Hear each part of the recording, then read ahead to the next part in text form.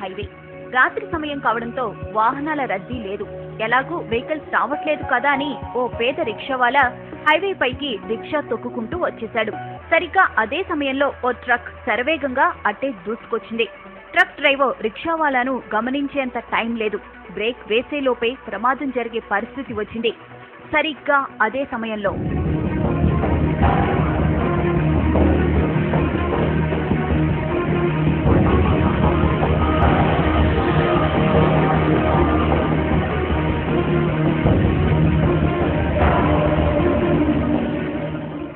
ఇది జరిగిన ఘటన.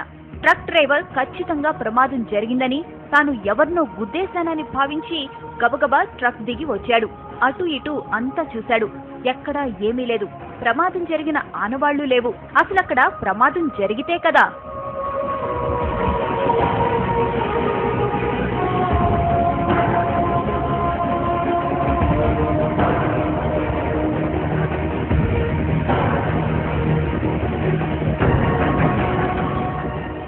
రిక్షావాలాను రక్షించిన అదృశ్య శక్తి అతన్ని రోడ్డు పక్కన విడిచిపెట్టింది.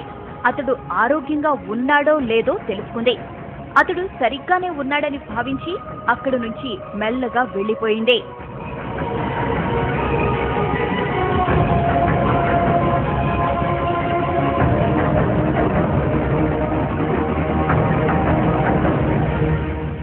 ఇంతకీ ఆమె ఎవరు? అంత వేగంగా ఎలా వచ్చింది? ప్రమాదం జరగకుండా ఎలా అడ్డుకోగలిగింది? ఆమె రాగానే మెరుపు ఎందుకు వచ్చింది? ఇలా ఎన్నో అనుమానాలు, ఎన్నో అంతు చిక్కని ప్రశ్నలు.